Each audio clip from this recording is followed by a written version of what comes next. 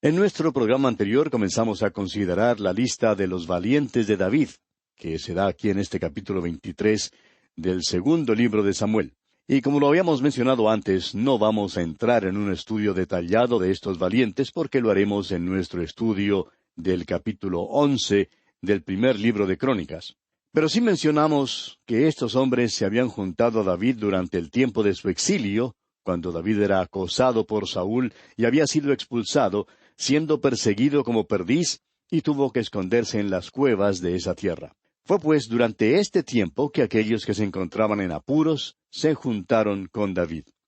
Eran hombres perseguidos y oprimidos por Saúl, y así vinieron al bando de David.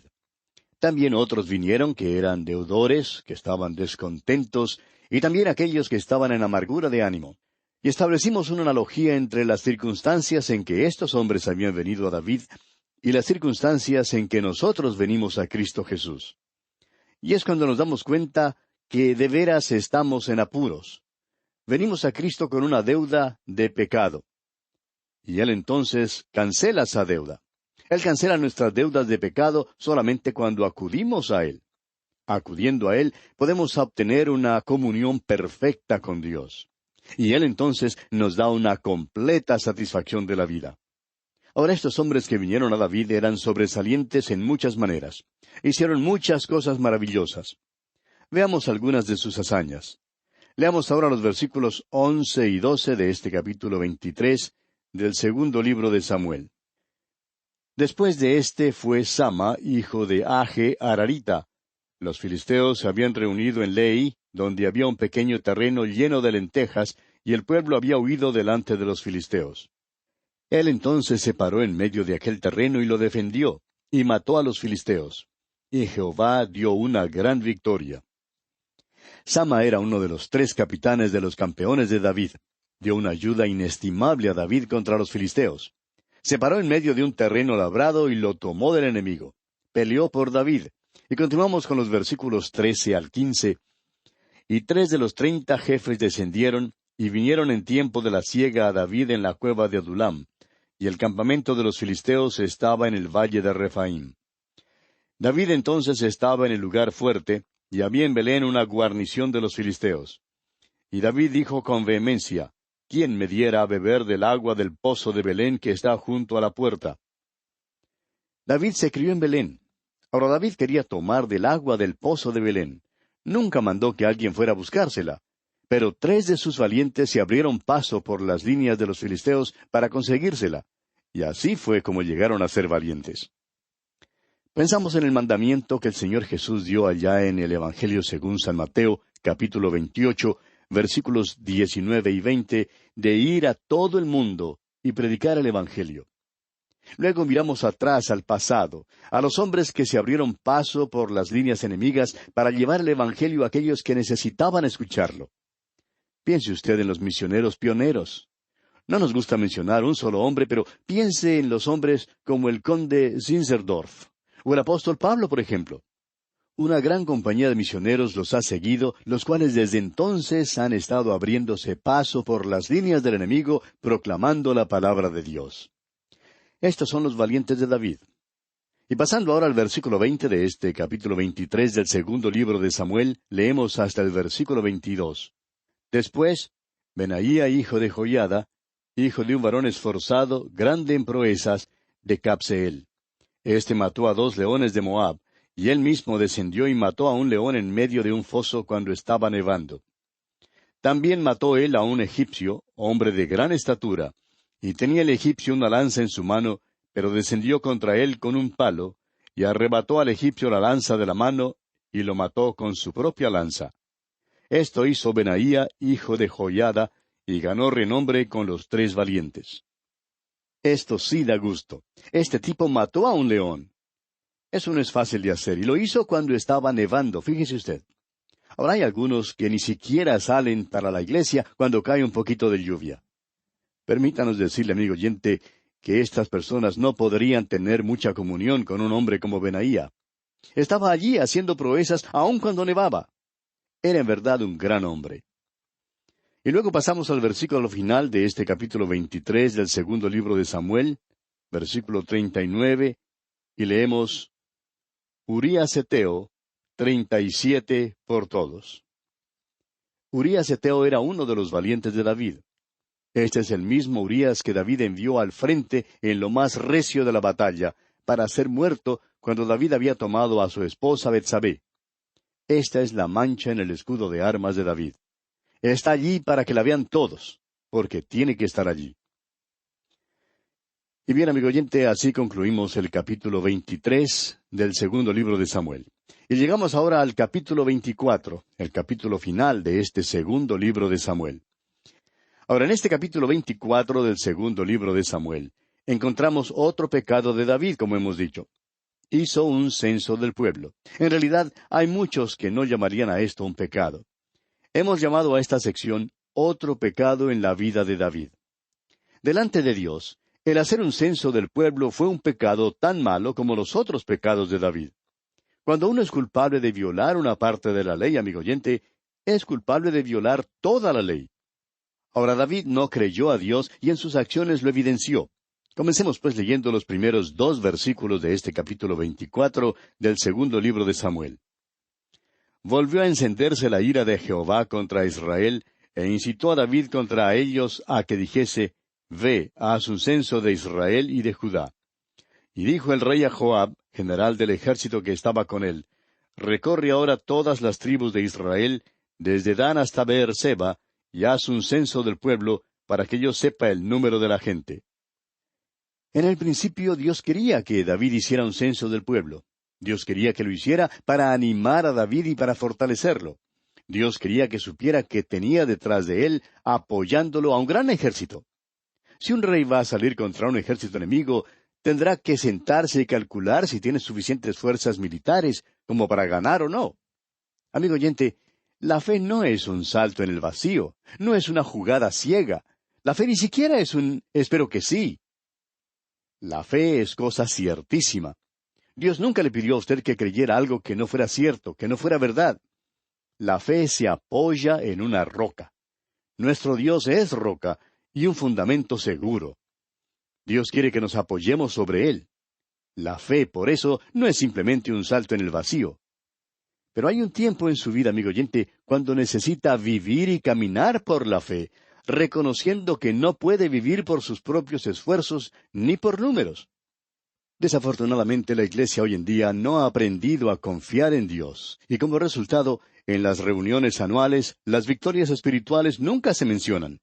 Lo que se menciona son las cifras, cuánto tenemos en la tesorería, cuántos fueron bautizados, cuántos se hicieron miembros de la Iglesia, y luego, si estas cifras lucen bien, consideramos que hemos logrado una gran victoria espiritual. Leamos los versículos 3 al 9 ahora de este capítulo 24 del segundo libro de Samuel. Joab respondió al rey, Añada Jehová tu Dios al pueblo 100 veces tanto como son, y que lo vea mi señor el rey. Mas, ¿por qué se complace en esto mi señor el rey? Pero la palabra del rey prevaleció sobre Joab y sobre los capitanes del ejército. Salió pues Joab con los capitanes del ejército de delante del rey para hacer el censo del pueblo de Israel. Y pasando el Jordán acamparon en Aroer, al sur de la ciudad que está en medio del valle de Gad y junto a Jazer. Después fueron a Galaad y a la tierra baja de Otzi, y de allí a Danjaán y a los alrededores de Sidón. Fueron luego a la fortaleza de Tiro y a todas las ciudades de los heveos y de los cananeos, y salieron al Negev de Judá en Beerseba. Después que hubieron recorrido toda la tierra, volvieron a Jerusalén al cabo de 9 meses y 20 días. Y Joab dio el censo del pueblo al rey, y fueron los de Israel 800,000 hombres fuertes que sacaban espada, y los de Judá 500,000 hombres. Ahora David pecó al hacer un censo del pueblo en esa ocasión. ¿Por qué? David ahora es un rey viejo. David sabe que Dios ha puesto un fundamento debajo de él y sabe que puede vencer al enemigo. No le era necesario en ninguna manera hacer un censo del pueblo. A veces creemos que la maldición de la Iglesia hoy en día es tener en su medio a personas que siempre se preocupan por las cifras y los cálculos, anotándolo todo en todos sus detalles. Estas personas en realidad no saben nada en cuanto a la victoria espiritual que debe estar teniendo lugar. Y eso es lo que David hizo aquí. Continuemos ahora con los versículos 10 al 13 de este capítulo 24 del segundo libro de Samuel. Después que David hubo censado al pueblo, le pesó en su corazón, y dijo David a Jehová: Yo he pecado gravemente por haber hecho esto. Mas ahora, oh Jehová, te ruego que quites el pecado de tu siervo, porque yo he hecho muy neciamente. Y por la mañana, cuando David se hubo levantado, vino palabra de Jehová al profeta Gad, vidente de David, diciendo: Ve y di a David, así ha dicho Jehová: 3 cosas te ofrezco, tú escogerás una de ellas para que yo la haga. Vino pues Gad a David, y se lo hizo saber, y le dijo: ¿Quieres que te vengan 7 años de hambre en tu tierra? ¿O que huyas 3 meses delante de tus enemigos y que ellos te persigan? ¿O que 3 días haya peste en tu tierra? Piensa ahora, y mira qué responderé al que me ha enviado. Dios da a David una selección entre 3 castigos. La respuesta de David al Señor es notable.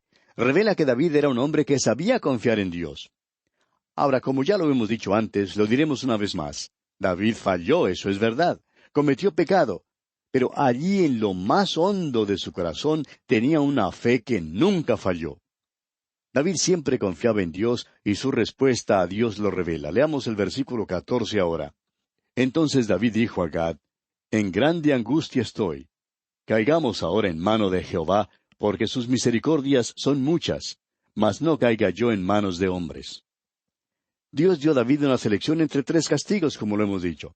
Le dijo a David que escogiera uno, pero David no escogió ninguno de los 3. Le dijo al Señor que no quería caer en manos de hombres. Y esa es una de las cosas que hemos pedido al Señor en cuanto a nuestro ministerio.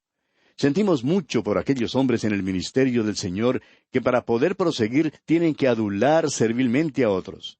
Que Dios tenga misericordia de ellos.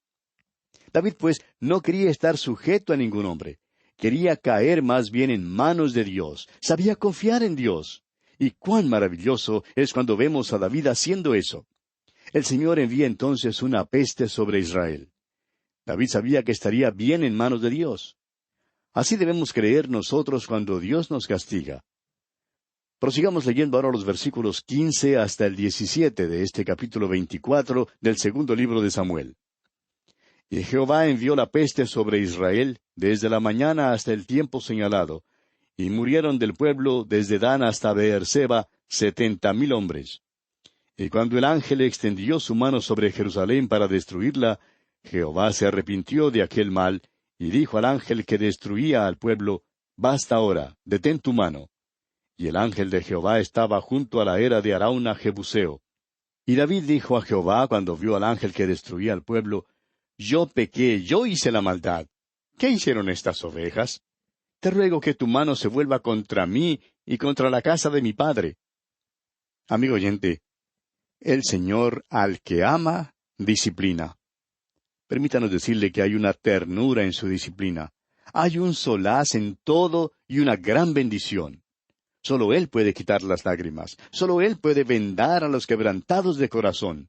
Solo Él puede sanar los daños que hay en el corazón. El médico puede darle los primeros auxilios cuando se ha encontrado en un accidente, pero en los grandes accidentes emocionales de la vida, amigo oyente, solo el Señor Jesucristo puede vendarle y sanarle. ¿Cuánto necesitamos a Cristo hoy en nuestras vidas? Y llegamos ahora a la última parte de este libro. David quiere edificar un altar al Señor. Leamos los versículos 18 al 24 ahora. Y Gad vino a David aquel día y le dijo: Sube y levanta un altar a Jehová en la era de Arauna Jebuseo. Subió David conforme al dicho de Gad, según había mandado Jehová. Y Arauna miró y vio al rey y a sus siervos que venían hacia él. Saliendo entonces Arauna, se inclinó delante del rey, rostro a tierra. Y Arauna dijo: ¿Por qué viene mi señor el rey a su siervo? Y David respondió: Para comprar de ti la era, a fin de edificar un altar a Jehová, para que cese la mortandad del pueblo. Y Arauna dijo a David: Tome y ofrezca a mi señor el rey lo que bien le pareciere. He aquí bueyes para el holocausto, y los trillos y los yugos de los bueyes para leña. Todo esto, oh rey, Arauna lo da al rey. Luego dijo Arauna al rey: Jehová tu Dios te sea propicio. Y el rey dijo a Arauna, no, sino por precio te lo compraré, porque no ofreceré a Jehová mi Dios holocaustos que no me cuesten nada.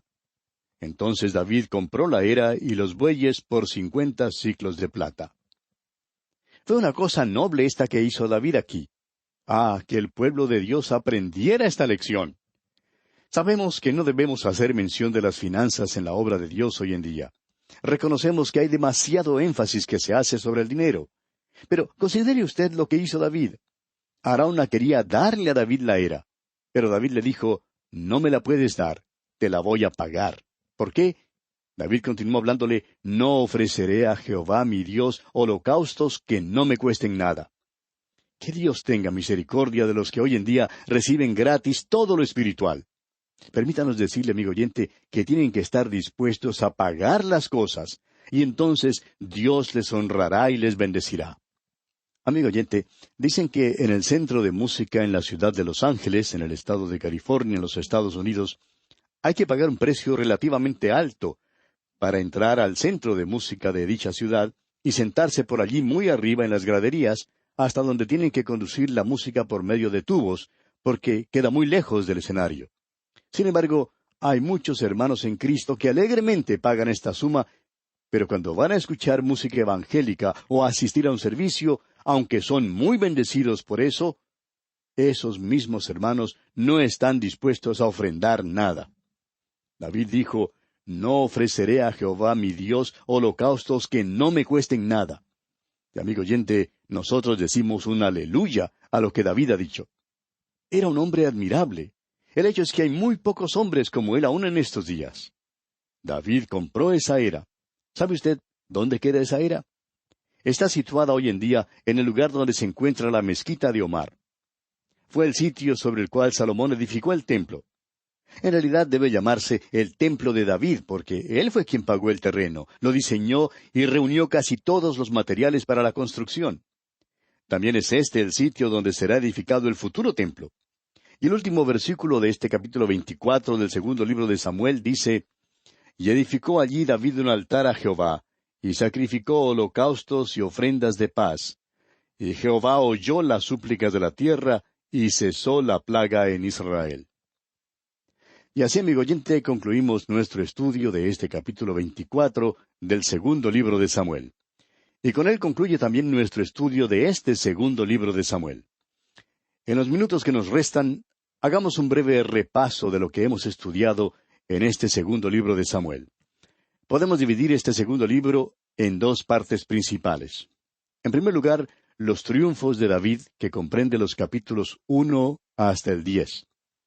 En segundo lugar, los apuros de David, que comprende los capítulos restantes, o sea, los capítulos 11 al 24.